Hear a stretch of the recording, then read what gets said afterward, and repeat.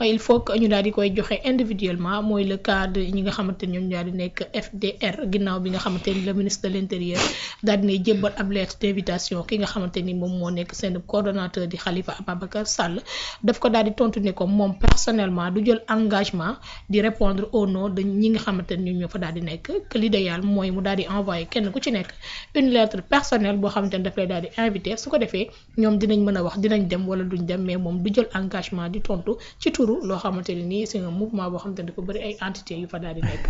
moom Khalifa loolu la wax en tant que coordonnateur nag. du mouvement. waaw bon Khalifa dafa confirmer tout simplement manque d'objet bu FDR. parce que FDR déjà bañ koy créer je me rappelle fii laa toogoon ak Fodé quelque part sax xawoon nañ cee bokk ay xalaat donc am na lu ñu ci wute woon tuuti rek mais effectivement man dès le départ je disais que ça va pas faire long feu morne lay doon parce que déjà ñi ko composé dañoo am ay intérêts divergents amul dara loo xamante ne war la leen mën a boole parce que dafay mel ni tey keroog ba nga xamante ne teg nañu sàmm sa kàddu c'est-à-dire dès l'instant que ñu teg ko tout le monde savait que ça allait péricliter dafay imploser day tas de l'intérieur parce que ñi nga xamante ni ñoo ko séq ci boppam ñoo wóolantewul xam la donc loolu moo doon destin wu FDR d'ailleurs bërki démb rek Anta Babacar a fait une déclaration pour dire que man je sors génn naa FDR parce que en réalité frein sax lay gën a doon bien sûr gis nga réponse Khalifa invité wuñ les partis FDR le mouvement la ñu invité mouvement bi dafay am ko responsable buy dem day dem au nom du mouvement demul au nom de quelconque parti que ce soit c'est-à-dire bi fi Yewwi Askan Wi nekkee boo invité Yewwi Askan Wi buy demul au nom de Taxawu demul au nom de Pastef da ngay dem au nom de Yewwi donc quand tu donnes l'information comme quoi que ni invité leen kenn ku ci nekk ça veut dire que toi tu as consommé et tu as validé cette implosion de FDR maanaam FDR tas na parce que l'objet de la lettre FDR lañ ci def parti bu ci nekk bu ñu la waree invité ben dinañu yónnee invitation il y a des partis politiques yoo xam ne dañ leen yónnee invitation ñoom pour seen parti bopp bu ñuy ñëw ñu ñëw au nom du parti wax au nom du parti mais tey yow su fekkee yow yaay coordonnateur FDR yow bu ñu la joxee lettre la première réaction bi nga war a def mooy dajale effectivement bu fekkee coordination bi am na ba tey de bu fekkee yéen seen ànd am na ba tey mooy dajale ñu ngi ko seqal ne leen kat lettre bi ñëw na nan lañ ci taxawee dañuy dem wala duñ dem et cetera comme ça nga daal di joxe sa réponse mais nga jot lettre bi rek ne yónnee leen kenn ku ci nekk ci parti yi ça veut dire que yow ci sa bopp tu as validé que ni aujourd'hui ànd boobu amatul te loolu bettul kenn en réalité parce que FDR dañoo dajaloo pourquoi il y a pas d'échéance politique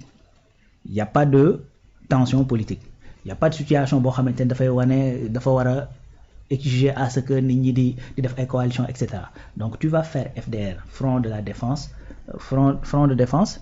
de quoi man maa ngi fàtte sax tur bi. Front pour la démocratie républicaine je sais pas. Voilà. défense de la démocratie mu républicaine. ngi noonu c'est-à-dire pour nga jàpp tur bi sax c'est un problème. c'est que dañuy défendre. voilà tu défends quoi ban problème moo fi am y a pas donc dès le départ effectivement pour man c'était biaisé et puis également c'est la résultante donc mënul woon a def long feu d'autant plus que ñi ngi jëm en 2027 ci ay local ak yu demee noonu chaque parti va vouloir marquer son empreinte xam nga dem dugg ci àll bi dem wax ak ñooñu te man pour man aujourd'hui parti yi loolu la ñu war a def mooy fexe restructurer wu dugg ci dëkk bi dem wax ak nit ñi dugg dans les régions xam ni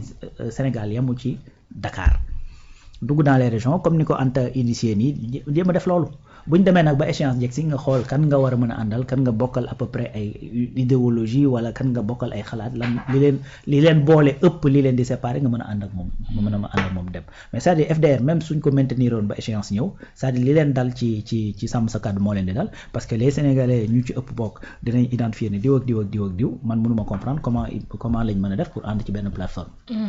C'est aussi simple que ça donc FDR c'était morne mënu woon perdurer à mon sens et puis la résultante mooy commencé naa éclater léegi nag xëy na le fait que kenn ku ci nekk Khalifa est conscient de chaque parti xalaatu boppam la yor amul consensus boo xamante ne moo leen boole FDR moo tax mu joxe cette réponse et en donnant cette réponse boo liree entre les lignes il confirme que FDR moom ça n'existe plus. Ouais. parce que dafa am kenn ku ci nekk sa intérêt personnel nga ci daal di. waaw loolu daal di demee comme ni ko Anta daal di expliquer dem nañ ba seeni intérêt personnel moom moo daal di privé. amatuñu un intérêt commun. boo xamante ni moom moo taxoon mu bàyyi léppam ne day dugg ci boobee front donc comme day confirmer li nga xamante ni rek moo di say dire par rapport ak amul moom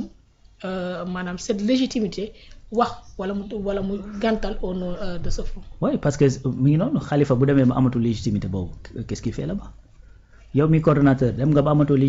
légitimité wax au nom de FDR parce que encore une fois woowuñu les partis yi composé FDR c'est FDR qu'on a appelé. Bien sûr. Il y a une nuance. dafa am nuance parce que tey su fekkoon ni parti yi la ñuy woo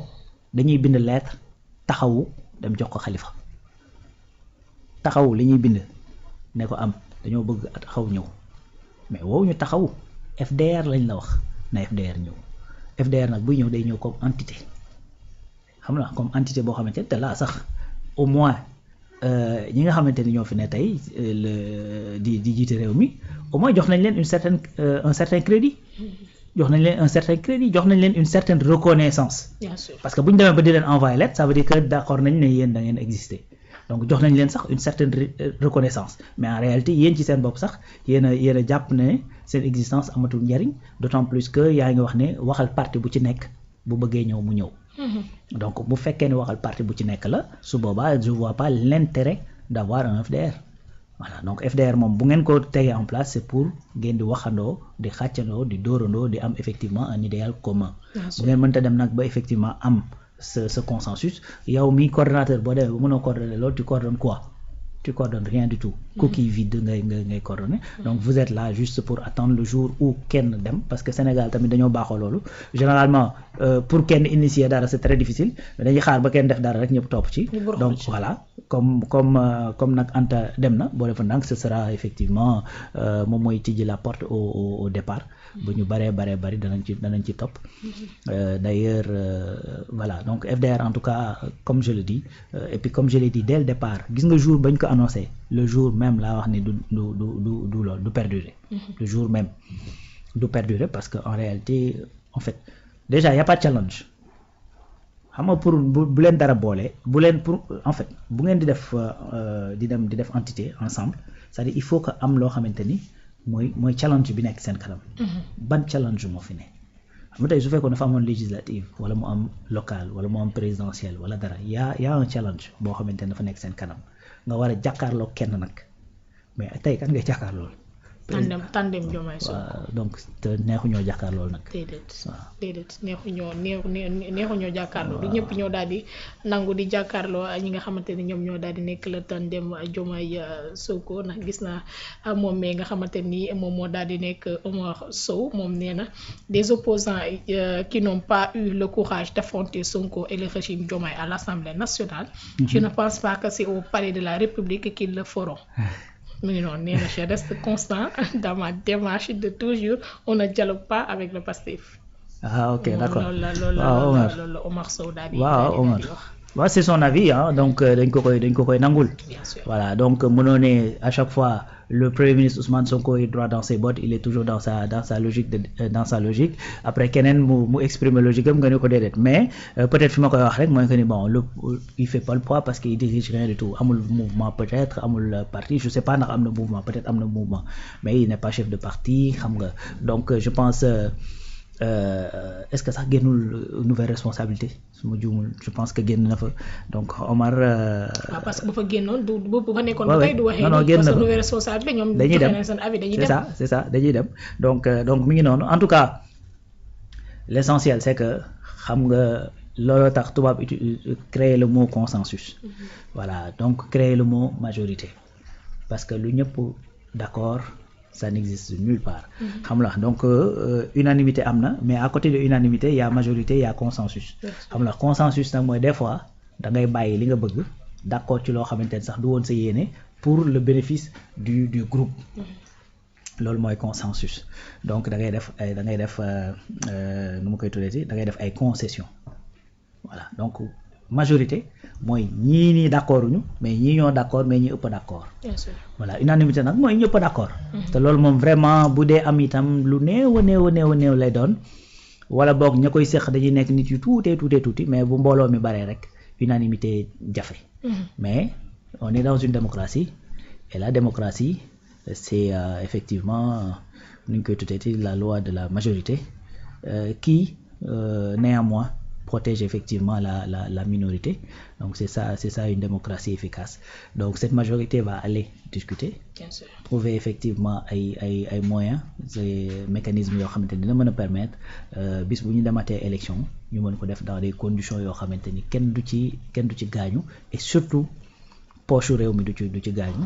Donc également dinañ jox la possibilité à tout un chacun d'exprimer nu ma koy tuddati ses prérogatives civiques. Donc de la plus simple des manières possibles. En tout cas ay points yu am solo lañ fa nekk di discuter. Donc